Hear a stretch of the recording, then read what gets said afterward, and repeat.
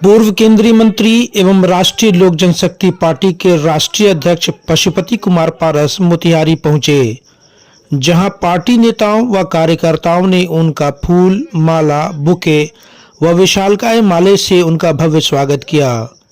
Party के नेताओं व कार्यकर्ताओं और संभावित प्रत्याशियों के साथ बैठक करने व बिहार में अपनी राजनीतिक जमीन को तलाशने के लिए वे पहुंचे थे।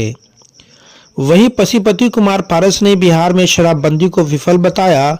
साथ ही कहा कि जहां शराब का धंधा फलता फूलता है, वहां पुलिस डिपार्टमेंट में पोस्टिंग के लिए पुलिस अधिकारी बेचैन रहते हैं। पुलिस डिपार्टमेंट पर उन्होंने बड़ा आरोप लगाया। उन्होंने कहा कि एनडीए में रहते हुए एनडीए के बड़े नेताओं के द्वारा रालोसपा को धोखा देने का काम किया है। आगे उन्होंने कहा कि हम एनडीए के सबसे सच्चे और अच्छे पार्टनर थे, लेकिन हमको बड़ा धोखा मिला। उन्होंने कहा कि 2024 के लोकसभा चुनाव में हमको एक भी सीट चुनाव लड़ने के लिए नहीं दिया गया। आने वाले विधानसभा के चुनाव में हमारी पार्टी 243 सीटों पर चुनाव की तैयारी कर रही है। अगर समय आने पर हमको सम्मानजनक एनडीए में सीट नहीं मिला और ठीक से गठबंधन नहीं हुआ तो हमारी पार्टी पूरे विधानसभा में अकेले ही चुनाव में उतरेगी। वहीं हमारे साथ सभी विकल्प खुले हुए हैं। पशुपति कुमार पारस ने कहा, हमारे समाज को दलित एवं महादलित में बांट दिया गया है, ये कानून का उल्लंघन है। चौकीदार दफादार की बहाली में पासवान समाज की अनदेखी करने का आरोप लगाते हुए उन्होंने कहा कि सरकार ने जो नई नियमावली लाई है उसमें पासवान समाज को बहाली में कोई फायदा नहीं मिल रहा है। हमारे समाज की अनदेखी हो रही है, इसलिए दलित सेना की ओर से जनवरी महीने के पहले सप्ताह में पटना में बड़ी रैली कर अपनी ताकत का एहसास सरकार को दिलाएंगे। वहीं शराबबंदी को लेकर के उन्होंने कहा कि बिहार में शराबबंदी है, लेकिन शराबबंदी को ठीक ढंग से लागू नहीं किया गया है, जिसके कारण गरीबों की मौत जहरीली शराब पीने से होती है। क्या कुछ उन्होंने कहा, चलिए आपको सुनाते हैं। मोतिहारी से अरविंद कुमार की रिपोर्ट।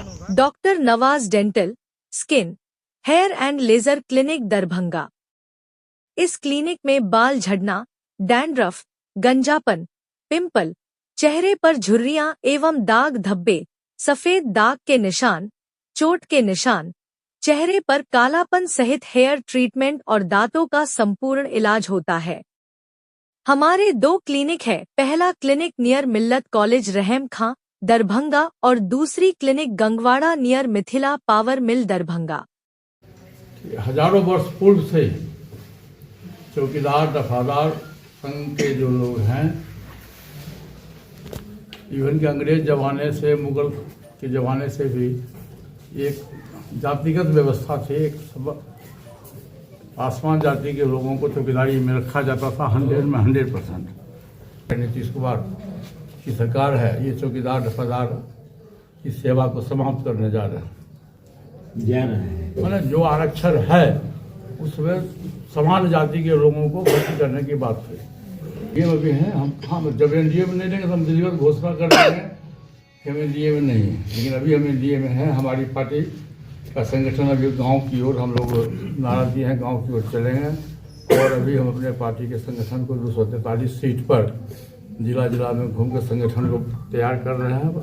सदस्यता अभियान हमारी है और जब समय आएगा, अभी तो 10 महीना 11 महीना है, जब समय आएगा तो उस समय हम अपना पार्टी का फैसला नेशनल एग्जीक्यूटिव की बैठक बुला करके, कार्य समिति की बैठक बुला करके और पार्लियामेंट्री बोर्ड का जो हमारा चेयरमैन है राजेश स्वजवान सिंह जी, उनको बैठक बुला करके हमारी पार्टी का जो फैसला होगा। देखिए, पार्टी में डेमोक्रेसी है और प्रजातंत्र के तहत सामूहिक जो फैसला होगा, सामूहिक जो निर्णय होगा, उस निर्णय को हम मानेंगे, उस निर्णय को आप लोगों के बीच में हम बताएंगे। मतलब पार्टी से आप खुश हैं कि नहीं? एनडीए में रह के अपने आप को वोटर महसूस कर रहे हैं क्या तरह? ये सब तो देखिए स्वाभाविक है। राजनीति करने वाला आदमी कोई साधु का जमात नहीं होता। हमारे साथ में, हमारी पार्टी के साथ में नाइंसाफी हुआ, इसमें कतई दो राय नहीं है कि एनडीए गठबंधन के तहत देखिए हमारी गलती नहीं थी। हमने होते 2014 से लेकर आज तक मैं समझता हूँ कि बिहार में सबसे अधिक विश्वासी गठबंधन के रूप में हमारी पार्टी रही है।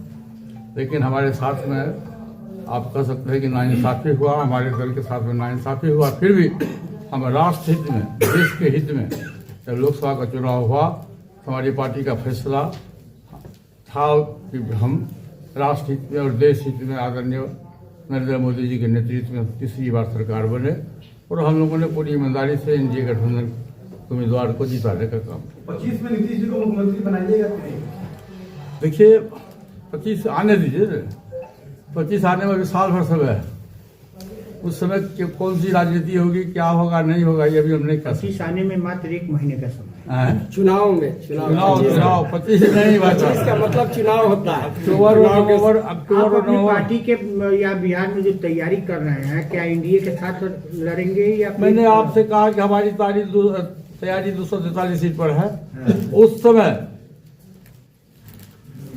जिस गठबंधन के तहत हमारी पार्टी के साथ उचित न्याय मिलेगा हम वहां जाएंगे, नहीं तो 243 सीट पर चुनाव। लालू यादव के साथ भी जा सकते हैं? नहीं, अभी तो हम एनडीए में हैं और भविष्य में क्या होगा भविष्य की चिंता छोड़ दीजिए। देखिए व्यक्ति बलवान नहीं होता, समय बलवान होता है। समय का इंतजार करिए, जब समय आएगा तो स्वतः आप लोग को जानकारी मिल जाएगी। भतीजे की कब शादी करवा रहे हैं?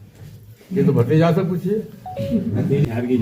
मैं तो शुरू से कह रहा हूँ कि पासवान जी का उत्तराधिकारी मैं हूँ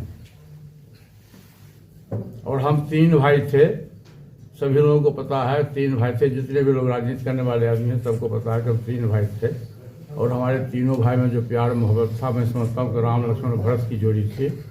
और ये आप लोग समझिए कि क्या कारण है कि तीनों भाई में से 2 भाई तो स्वर्गवास होने के बाद हमारी पार्टी भी टूट गई, हमारा दल भी टूट गया, दिल भी टूट गया। हाँ बताइए। चिराग पासवान ने अपनी पार्टी बनाया है, अपनी पार्टी बनाने के बाद वो अपने अलग चल रहे हैं, मैं अलग चल रहा हूँ, हमारी पार्टी अलग है, वो अपना अलग। इससे वैसे मैं नहीं बताऊँ। भविष्य में उनके साथ मिल सकते हैं? नहीं, नेवर। इस तरह फैसला हुआ है कि दलित पंचायत हम पूरे बिहार में प्रत्येक गांव और प्रत्येक पंचायत में हमारी पार्टी दलित सेना की तरफ बैनर के तहत हम लोग कराएंगे। दूसरा हमारा डिमांड है कि जो हमारे पासी समाज के लोग हैं, बिहार सरकार ने उस समाज के साथ में भी नाइंसाफी किया है, इसलिए कृषि का दर्जा देते हुए बासी समाज का जो पेशा है, जातीय पेशा है, जो मौलिक अधिकार है, ताड़ी उतारना, ताड़ी बनाना, खेती करना उसका, उस पर बिहार सरकार ने रोक लगाया है। ये हम बिहार अपने पार्टी की ओर से, दलित सेना की ओर से बिहार सरकार से मांग करते हैं कि उसको फ्री कर दिया जाए। शराबबंदी भी फ्री करें? नहीं, शराबबंदी दूसरा चीज है, ताड़ी दूसरा चीज है, तारी कृषि है, दोनों में फर्क है। जी। किसी जाति का पेशा शराबबंदी के बारे में क्या सोचते हैं? सफल मानते हैं? जैसे आप नारंगी खाते हैं, सेब खाते हैं, तो ताड़ी भी तो नशा है। तारी 1 मिनट, भांग का तो हर एक दवाई जगह हो रहा है। दवाई खाते, दवाई भी नशा है। हाँ बोलिए। तिरहुत क्षेत्र में चले है पासी समाज के लोगों का या पासवान समाज के लोगों के लिए चौकीदारी प्रथा जो है ये हमारा मौलिक अधिकार है। और बिहार सरकार तो सबसे पहले गलत काम किया कि दलित और महादलित का बंटवारा कर दिया, जो कानूनी अपराध है। दलित और महादलित का बंटवारा उन्होंने किया जो कानूनी अपराध है, और फिर बांट करके अलग अलग, जैसे पासवान समाज उसको चौकीदारी से दखल नहीं दे रहे, बेदखल कर रहे हैं, उसी तरह से पासी समाज के लोग हैं, उनका जातीय पेशा है, सभी जात का पेशा है, बिजनेसमैन करने का पेशा है, लोहार का काम अलग है, किसान का काम अलग है। तो उसी तरह से पासी समाज का मुख्य पेशा है ताड़ी बेचना, ताड़ी उतारना। आप उसके मौलिक अधिकार का आप हनन कर रहे हैं, उसका बाल बच्चा भूखे मर रहा है। इसलिए हम बिहार सरकार से मांग करते हैं कि आप उसको फ्री कर दीजिए। शराबबंदी रहनी चाहिए कि नहीं? बिहार में आप सफल मानते हैं शराबबंदी? देखिए शराबबंदी सफल है और विफल भी है, दोनों चीज़। शराबबंदी होना चाहिए, लेकिन जो बिहार सरकार के काम करने का तरीका है, जो पुलिस प्रशासन के काम करने का तरीका है, वो 100% गलत है। आए दिन नकली शराब पूरे बिहार में बिक रहा है, नकली शराब बनता है, उससे पी करके आज का नौजवान जो है, खास करके 20 वर्ष से लेकर 40 वर्ष का नौजवान जहर पीता है और मर जाता है। आपके जिला में भी काफ़ी संख्या में लोग मरे हैं, जहर पी कर मरे हैं, हम उसको जहर मानते हैं। इसलिए यदि बिहार सरकार को चाहिए कि ईमानदारी के साथ, यदि आपने शराबबंदी किया है तो ईमानदारी के साथ निभाना चाहिए। गुजरात में भी शराबबंदी है, उसका एक सिस्टम अलग है, वो व्यवस्था यहाँ होना चाहिए। खुलना चाहिए कि नहीं? नहीं, हम खुलने की बात कहाँ कर रहे हैं। हम तो कह रहे हैं कि व्यवस्था होना शराब पीने में नकली शराब बिहार में नेताजी। नहीं बनावे, ये धंधा हो गया। एक न सुन लीजिए, ये शराबबंदी एक धंधा हो गया है कि आजकल जो पोस्टिंग, ट्रांसफर पोस्टिंग होता है पुलिस डिपार्टमेंट में, वहीं लोग जाने के लिए अधिक परेशान होते हैं जहाँ शराब का कारोबार होता है पिछले दरवाजे से। इसको बंद होना चाहिए कि हजारों नौजवान, और आप एक बात और जान लीजिए कि शराब पीने से आज तक बिहार में जितनी भी लोग मरे हैं वो सभी शोषित दलित पीड़ित समाज के लोग मरे हैं। या जितने भी लोग जेल में हैं वो भी गरीब तबका के लोग हैं। इसलिए इस पर बिहार सरकार को, खासकर माननीय मुख्यमंत्री जी को संज्ञान लेना चाहिए।